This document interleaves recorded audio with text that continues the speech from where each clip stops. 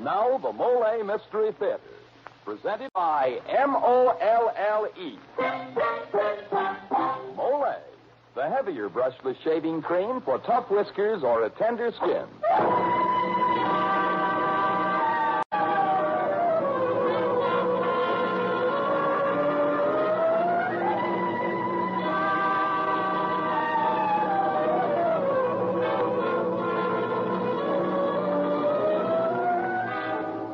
Good evening. This is Jeffrey Barnes welcoming you to the Molle Mystery Theater, the program that presents the best in mystery and detective fiction. Tonight's mystery, entitled Wears a Mask, was written by Robert Mitchell and Gene Levitt and stars Bill Quinn. It's the story of Joseph Talbot, who escapes from prison and tries to claim the woman he loves. To do so, he finds himself forced to assume two aliases. One is a common enough name, John Mason, but the other is Humpty Dumpty. And his short career follows that of the Mother Goose character rather closely as he finds that death wears a mask. Well, say, Mr. Barnes, you sure have me curious about this Humpty Dumpty character. I can hardly wait. But first, there's one thing I just can't help saying. It's this. Men, if shaving tough whiskers or a tender skin has you hollering for help, then call for Molle, the heavier brushless shaving cream. Yes, sir, it's smooth. So smooth. It's slick. So slick. It's a smooth, slick shave you get with Molle. Molle, the heavier brushless shaving cream for tough whiskers or a tender skin. Try it. Molle. And now for tonight's Molle mystery, Death Wears a Mask.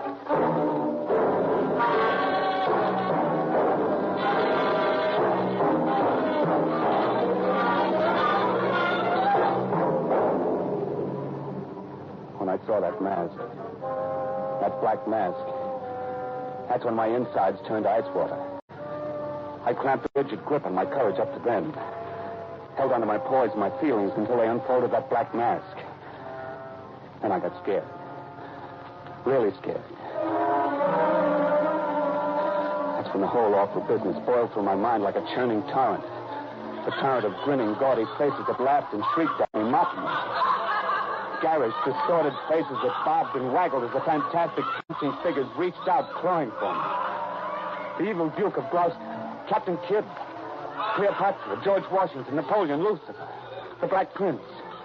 All of them and more cavorting in a mad circle around me, giggling and taunting and blasting for me.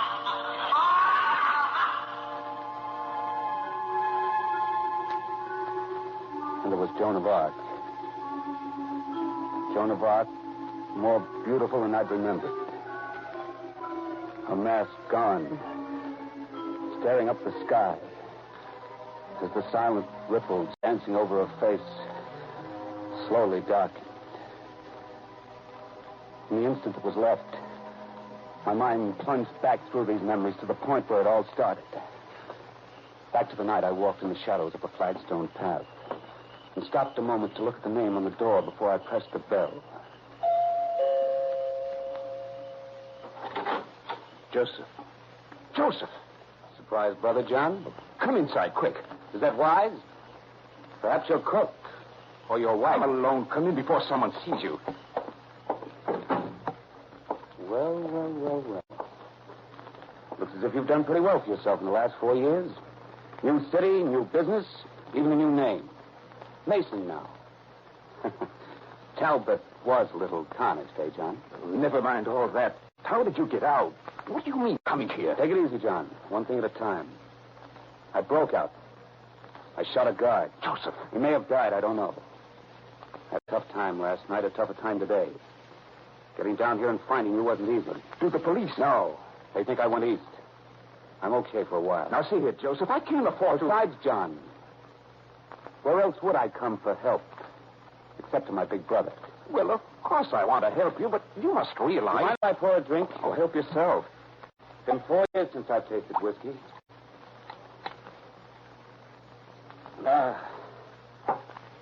You have to be hungry to know what it's like to really relax. Now, a little music on the radio. Joseph, you've got to get out of here. Some friends of mine will arrive in a few minutes. I'm expected to go out with them to the annual masquerade ball. That's so. That's too bad. I'd hope for a chance to talk to you. Oh, by the way, where's Claire? She's gone ahead to the ball. She was on the committee. Oh? Well, since I'm a traveling man, I'll need cash and some clothes. It might be a long trip, so make it heavy on the cash. Now, wait a minute. Go on, get the money, John. Bring it all. Well, I'll bring what there is in the safe upstairs. My clothes will be a little large for you. You'd better take sports stuff. Wait here a minute, Joseph. I won't be long. You better not be. Well, so far so good. The whiskey was warm inside me, and the music was low and sweet. I dropped my head back into the soft, smooth cushion of the chair and closed my eyes. The gentle music flowed from the radio and smoothed me. Almost subconsciously, I became aware of the clicking that had intruded into the melody. Absently, I remembered it was like a telephone being dialed. The extension upstairs. I sprang out of the chair and dashed across the room. The downstairs telephone sat on a small table in the hall. Mr. Sergeant, never mind who this is. I just thought the police ought to know that Joseph Talbot, the escaped convict, is in town right now, in the Oak Ridge Terrace district. That louse. That dirty louse.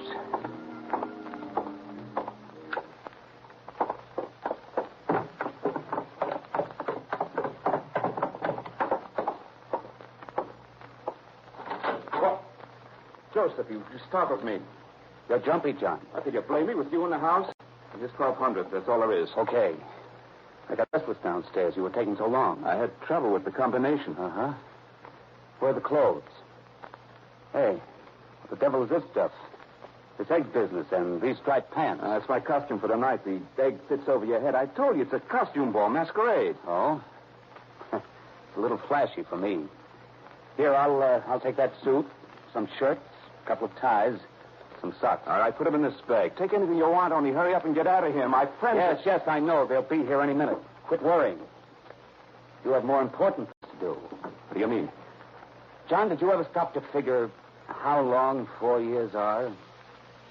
A man can figure a lot of angles in 4 years. I've been thinking all that time how helpful you've been, John. Well, I've always tried to do what I could. And you've done so much, John. Like when Claire was my wife, and we were flat broke. You took us in to live at your house, remember? Well, You found me a job, that bookkeeping job, remember? To help me learn it, taught me the tricks. We had a nice little penny-ante deal going. And all of a sudden, I got arrested and tried for grand larceny. Remember that? Now, look, Joseph. But I got the X. 10 years, they said. But even then, you helped me. You promised to look after Claire for me, to take care of her. And you did. You married her. Now, wait a minute, Joseph. Claire and I fell in love with her, and you were gone. It wasn't fair for her to wait. You can't expect... Maybe you're right. Maybe we're square. Joseph, you know I'll do anything I can. Write to me anytime. I'll send you more money, Joseph. After I leave, you won't call the cops and tip them off, John. Of course not, Joseph. Good heavens, you're my own. Wait a minute. That was a statement, not a question. But Joseph. No. Please. Joseph.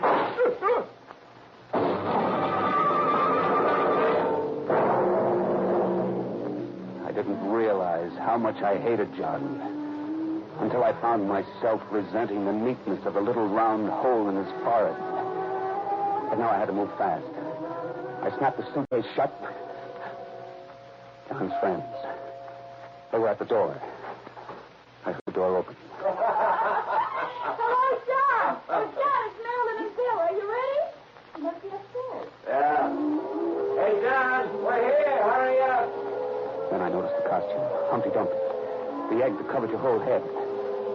Sure, why not? It was perfect. Pretend to be John. Our voices weren't alike. Hi, you two. Sorry I'm a little behind schedule. Mix yourself a drink. Okay, but take the leg. We're late already. It worked. Now to get into this rig. I'd go to that dance in John's outfit and see Claire now, tonight. Maybe she'd come with me. We could leave the country together. The costume was big and baggy. I slipped it on over my clothes, except for the long, pointed shoes and the headpiece, the egg with a painted, grinning face. I looked at myself in the mirror. It was funny, really funny. All I had to remember now was to play the part. Play John out for a good time. Okay, I'm all ready. Oh, it's priceless. It's positively priceless. John Mason, you're a scream. Humpty Dumpty, John, you marvelous. Bill, look at that head. I've never seen anything so funny. Oh, I'm proud of you, John. Well, you look pretty good yourself. Cleopatra, right? Mm-hmm. And Captain Kidd, no mistaking you old pirate.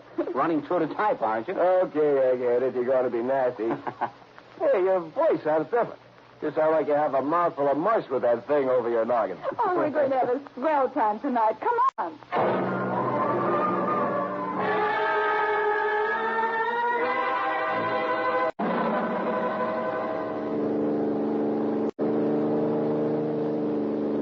Hey, take it easy, Bill. You're cracking Humpty Dumpty.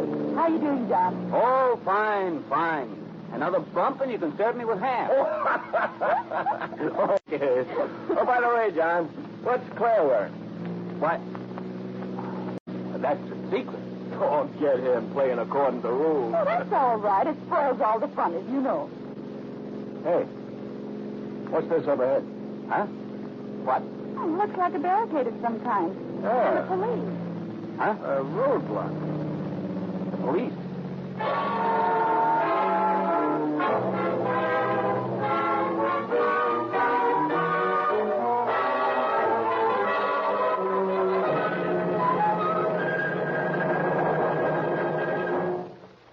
Mystery fans, from where Joseph Talbot sits, it looks as though Humpty Dumpty is set for a fall. Now, we shall see in just a moment when we bring you Act 2 of tonight's Molle Mystery. Meantime, here's James Seymour with a message for a certain group of our men listeners. Well, say, men, for a long time now, we've been having a lot of fun reminding you about Molle, even singing a little song about it. Well, we hope you've had some fun out of it, too, especially learning about those smooth, slick Molle shaves. And to those of you who just never got around to trying it, all we say is, next time, ask for Molle. You know, many of us miss out on a lot of good things by not trying them. Try Molle, the heavier brushless shaving cream. Notice what close, comfortable shaves you get, no matter how tough your whiskers or how tender your skin. Yes, as plenty of men have discovered, because Molle is a heavier cream, it not only softens your whiskers, it stands them up straight and lets your razor shave them off faster, closer, easier, and painlessly. So how about it? Tomorrow, get a tube of Molle, the heavier brushless shaving cream for tough whiskers or a tender skin. And now this is Jeffrey Barnes returning you to Act 2 of Death Wears a Mask.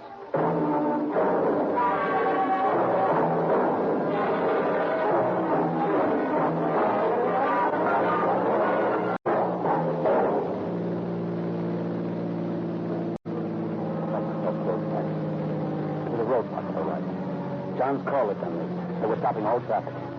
I shrank back against the seat as a cop stepped out in the road. Sorry to bother you, folks, but... Hey, what's going on here? Welcome aboard, Tim. We're playing the Jolly Roger tonight. What is this? Who are you? It's me, Bill Brady. Oh, Mr. Brady. What's up, Tim? We traced an escaped convict to this neighborhood. Killed a guard at the prison last night, armed and dangerous. We're checking everything that looks suspicious. That's us, Tim. Captain Kidd here is wanted for piracy. I'm wanted by Mark Anthony. I guess Humpty Dumpty Mason in the back is the only innocent aboard. Well, let's see back there. Hey, that sure is some get-up, Mr. Mason. Sure you're not a bad egg? Oh, I'm pretty bad, Tim. You might say that the yoke is on you for letting it go. Oh, brother, how corny can you be? Okay, folks, on your way. Have a good time.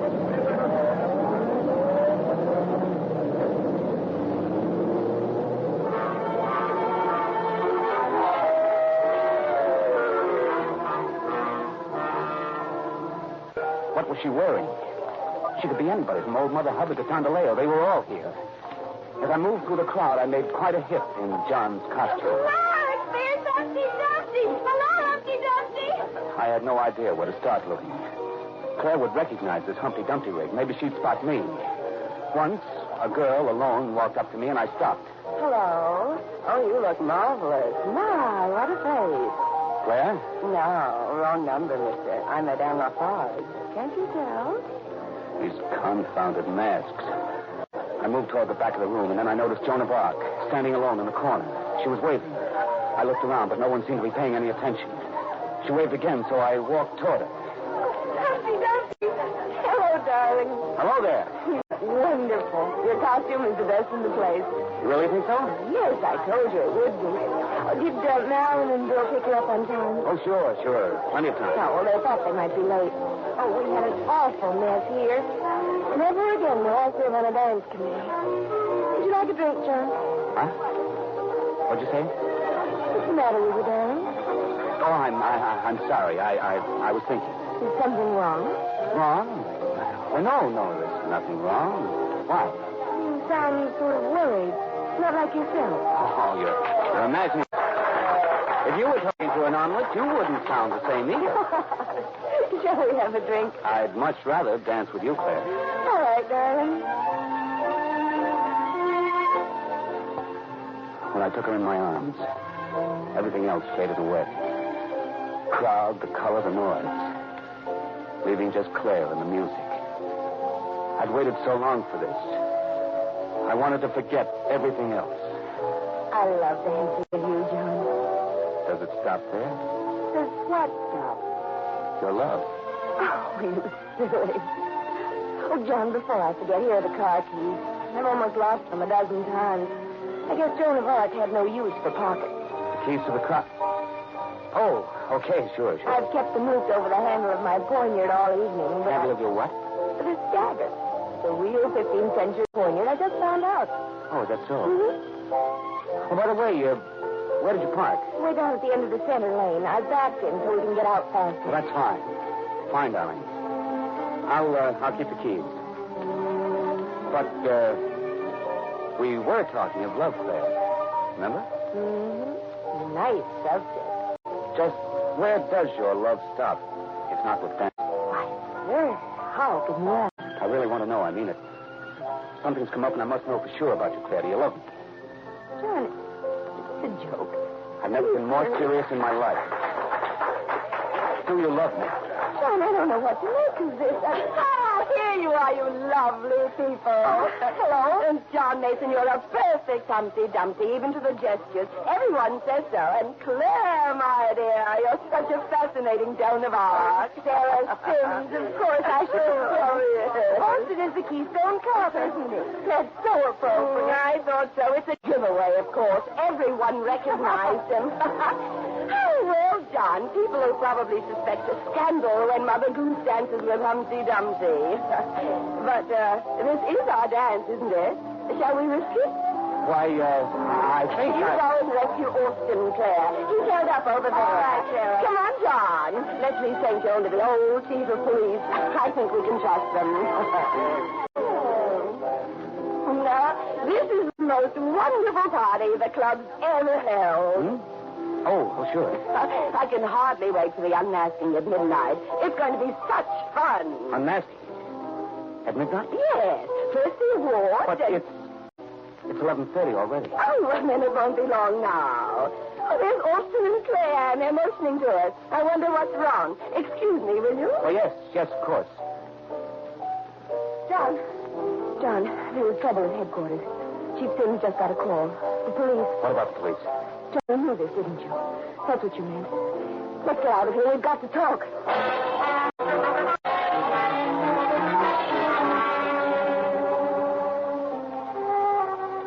Claire took me outside and down a path that led to the end of the garden where the lights from the ballroom danced faintly on the quiet water of the fish pond.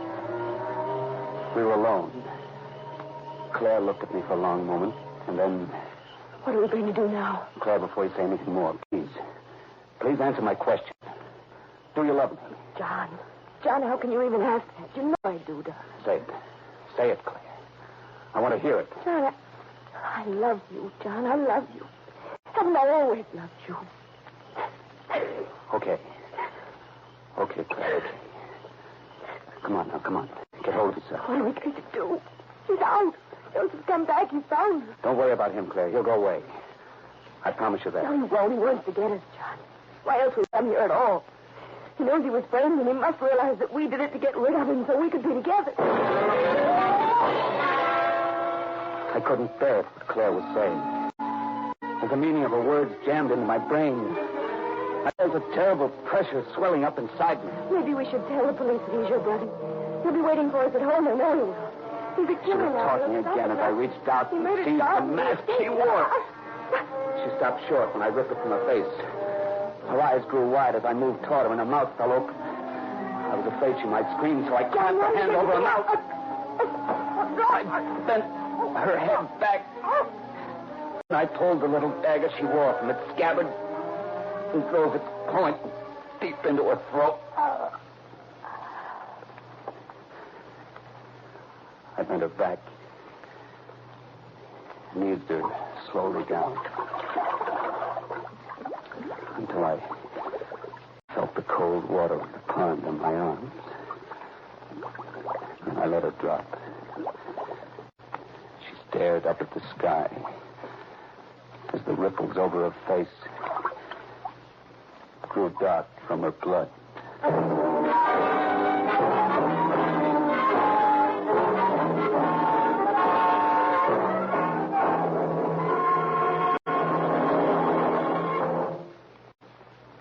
This is Jeffrey Barnes again. In just a moment, we'll bring you Act 3 of Death Wears a Mask. Now, a word from George Putnam. Thousands of people who suffer the social and business handicap of dandruff are discovering that the way to combat it effectively is with double danderine. Outstanding authorities explain that the most common kind of dandruff is caused by a germ called Pityrosporium ovale.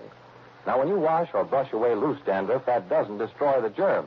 If you want real relief, the germ must be destroyed. And double danderine does just that. It kills this germ on contact. Even in many stubborn cases, results with double danderine have been amazing. Now, a special ingredient is the reason for double danderine's astonishing effectiveness. An active antiseptic so remarkably efficient, many hospitals use it. In double danderine, we call it Alzam. So try double danderine and see if you don't agree that it really works, that it really does more than many dandruff-fighting methods that actually are no better than plain water. Get double danderine tomorrow. It carries a money-back guarantee.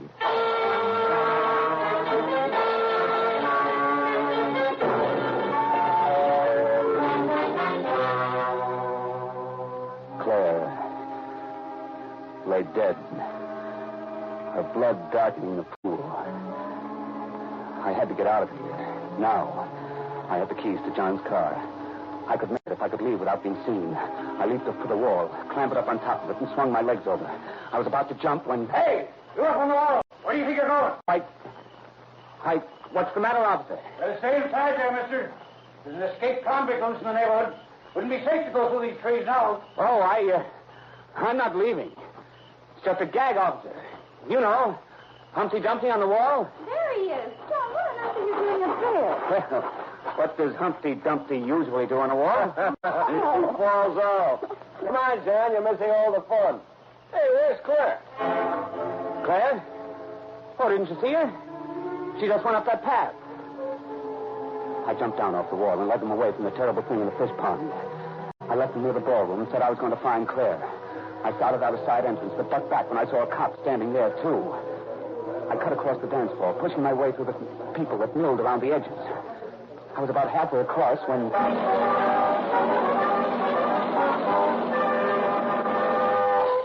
Gather around, everybody. Gather around. A rush of people swarmed toward the stage. I tried to get by, but I was swept up with them as they pushed in close. Yes, this is by far the most successful party ever sponsored by the Oak Ridge Terrace Country Club. I had to get out. I had to. I began to shoulder through the mob, forcing my way between the tightly packed bodies. Yes, don't let that man go away. People began shoving me back toward the stage. They were all laughing and shouting. Ladies and gentlemen, it gives me great pleasure to announce that the judges were unanimous in their selection of the masquerader who played best the part portrayed by his costume. As the best clown of the evening, the grand prize goes to Humpty Dumpty. The announcer stepped down and handed me a huge silver cup. I still thought I could clown my way out. I bowed foolishly and then... It's midnight. right. He's first. Take his mask off. Let's see the champ. He knows you, John Mason. Come on, over there. No. I dropped the cup and plunged headlong into the milling, laughing ring that pressed in on me.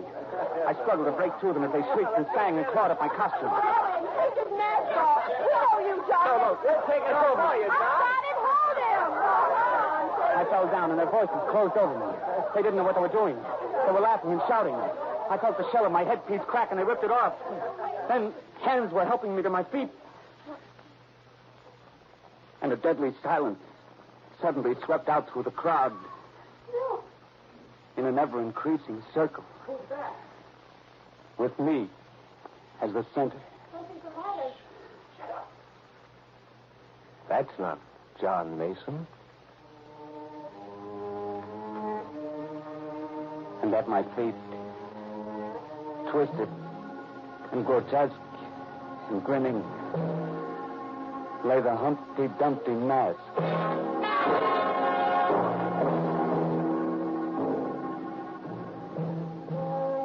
Not like this somber hood they were holding in front of me now. A black mask with no eyes. Joseph Talbot, before you are executed, in accordance with the laws of this state and the sentence pronounced, have you anything to say? I couldn't think. And the man holding the mask walked toward me.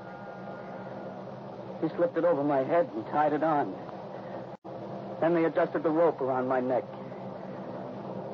And in the blackness of the black hood and the expectant hush beyond, my mind screamed for something to hang on to. Words. Any words. Speak them. Humpty Dumpty. Set on a wall. Humpty Dumpty had a great...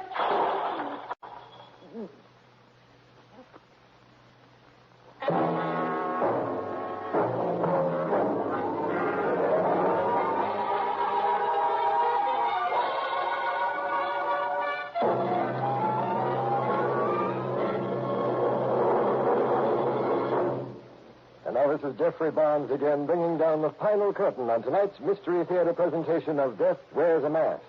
Be with us next week to hear a story written by Ray Darby entitled Death Goes Shopping. The original music for the Mystery Theater is composed and conducted by Alexander Semmler.